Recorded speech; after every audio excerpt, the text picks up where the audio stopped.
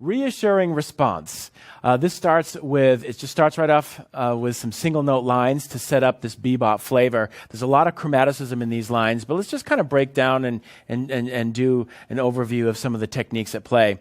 It starts off with a single note solo over F, but before we go too much into the piece, we'd like to give context some of these changes because there's a lot of changes going by in this song. So a great way to do that is to use the thumb drop technique that we've talked about before, and that's happening right in measure 2 by dropping in the low E and then the A. So if you put those over the line, now all of a sudden the line, which may have sounded a little random before, I mean, that kind of outlines a 2-5, but you can further reinforce the sound by doing the thumb drop. Now, in this case, we don't resolve to a single D note, but rather a chord. So we hold that A, and this is an example of our sustain and release concept. This is going to sustain while we have a little, double stop underneath it. So we're going to hold this for the C minor 7, drop this, and then hold it, release it. Hold that one. So that's a great example of creating tension and resolution, not only in the inherent chord changes by putting in, an altered tone or an altered extension or something like that, but also creating the concept of tension and resolution through articulation. Some chords are held, some notes are chords, some notes are held, some are not. It just really brings your solo playing to life, So to look at those 4 bars again, leading up to measure 5, listen to the contrast in articulation as well as the note contrast. So here we have from the top, 3, 4, thumb drop, hold it, bounce, bounce. So now it's more of like a two-way dialogue in articulation as well as melodic statements. There's a lot of that continues throughout the rest of this A section.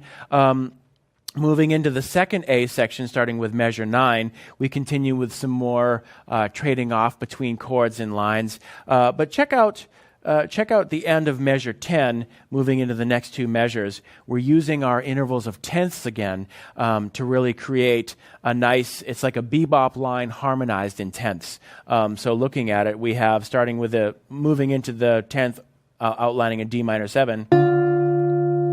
And a great thing that you can do is just basically outline an arpeggio using tenths. So if we're going to outline the notes of a D minor 7, we're going to start with a root and then the third, but of course it's appearing as a tenth, and then we can just go right up through the chord tones from there. So we can play the 3rd and the 5th, the 5th and the flat 7th, the flat 7th and the 9th. So you now have this very nice, almost pianistic type of way of getting through. I mean, Bill Evans loved to use tenths. So you'd have this.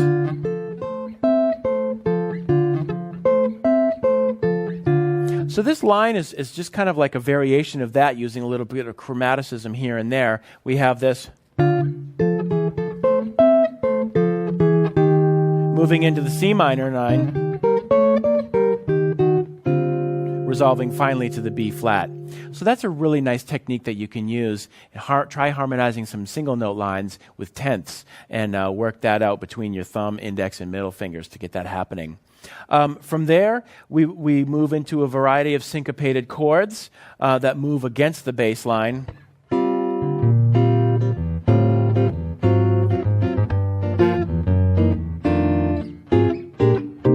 Now we're into the bridge, and another texture that we've used in here is double stops, but this time in thirds.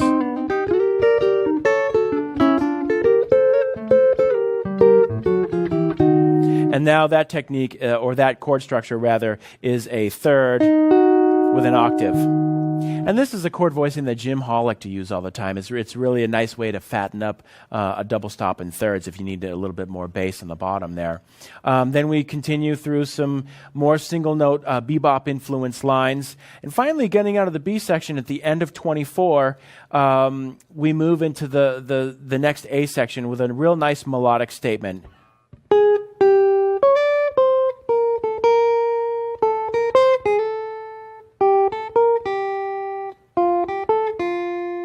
So in coming up with different ways to accompany that, we're just dropping in, we're using some thumb drops on some bass notes, and we're also using a thumb drop and the fingers to articulate the guide tones. And they're very simple guide tone structures. So taking a look at this, we have,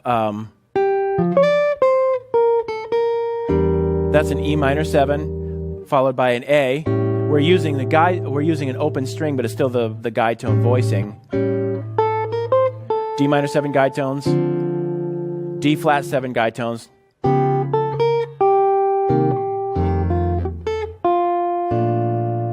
So it's another example of how practical guide tone voicings can be. You only need 2 notes to support that melody, and then you can put the bass in there, and you have a very complete arrangement without having to worry about too much, other information in terms of chords and your notes and your voicing. All right, so from there we work through a little bit of syncopation, and then that moves us into the next section of the song. A lot of the same things going on here, but there's single note lines interspersed with this constant motion of a moving bass line. One thing to take a look at, measure 39, there's a nice little triplet line there that ascends through the string sets that your speed roll technique that we examined earlier can come into play here. So basically, we're looking right at the top of measure 39. It's a G7, and we're anticipating a D that's held. And then from there, we're creating this little kind of line that bubbles up underneath it.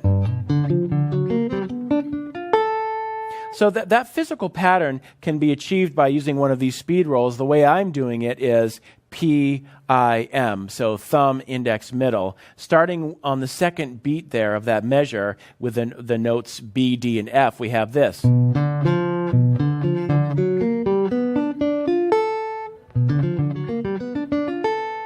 And that's just kind of a nice little example of a speed roll that moves now across string sets instead of staying on one. So there are lots of possibilities with that particular technique.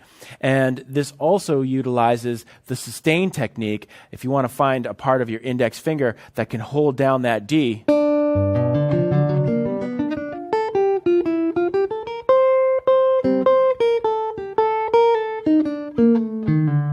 okay, so as much contrast as you can create between parts, it creates the illusion of 2 people playing. One person's holding out that D, and the other person's playing the line. Sorry. And that can create a really wonderful 3-dimensional effect. Moving on to the next section, we have a series of 3-note voicings. A lot of dissonance here. I'm looking down at measure 46. And we're using constant structure of fourths to create some nice dissonance.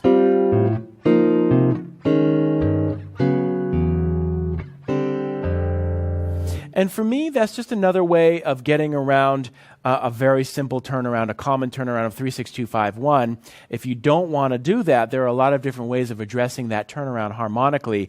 And a great ambiguous structure that you can use is these stacked fourths. And then, superimpose those over different roots. So in this case, I've used either the root or a chord tone in the bass. So we have this stacked fourth structure over A. I'm thinking it looks like a C minor 11 chord, but I'm just thinking of it as a structure over the flat 7th of D, moving into this chord over G, the root. Then another fourths down, whole step over an E, which is the 3rd of C7, which creates a nice half-step resolution into the F, and then we can use the stacked fourths here. And now it's like something coming into focus. We've got this. Now there's our tonality again. So that's just an example of another harmonic device that you can use to create something different over a very standard turnaround of 3-6-2-5-1.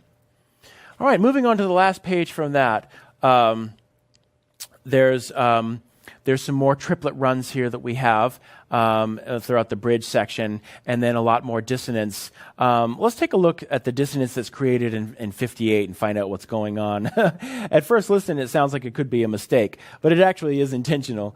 Again, I was just searching for another way to get through this familiar chord progression because, by the time we've made it this far into the song, you're familiar and the listener is familiar with the chord changes at this point. So why not do something different?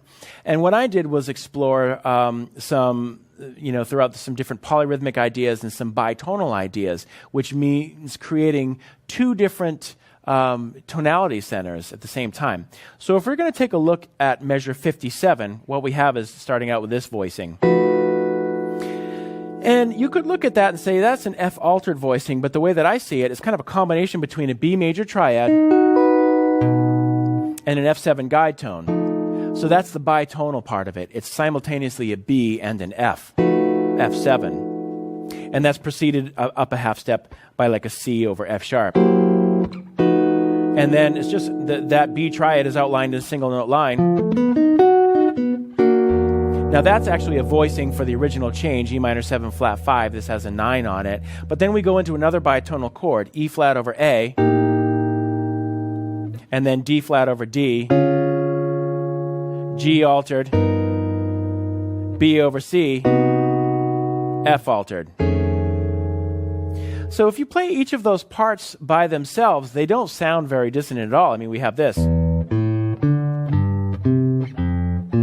That's your typical cycle in the bass. But what makes it sound so interesting is the structures. Now, even if you play the structures by themselves, they don't sound too bad. Check it out.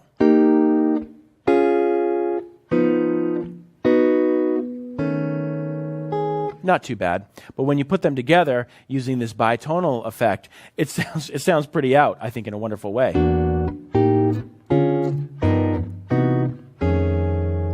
Now, you think it's going to resolve there to maybe something like a but we're not ready to resolve yet, at least not in my mind. In measure 61, we're going to continue this bitonal approach. And notice with the bitonality, what we've done to create dissonance is use two sounds or two tonal centers a tritone away, such as the B and the F, and then a half step away, such as the C sharp over D. Those are inherently dissonant figures, but they create a lot of nice motion. So instead of resolving to a straight B flat major 7 chord in 61, we're going to use an E major 7 on top of that, or in place of that. And then we're going to play a line that kind of simultaneously invokes E and B flat. It's like B flat major 7 sharp 11. And E minor 7 flat 5. So there is a connection, there is a relationship there to the original change. And then from there, we just use a very classic bebop turnaround with a single note line with a couple of thumb drops in there. So the single note line by itself is just classic bebop. We augment that by using the thumb drops to, again, give us a place of context with the bass notes. There's the D, C, and then bring it home with the low F and an F6/9 voicing. Have fun with this. I hope you enjoy this process.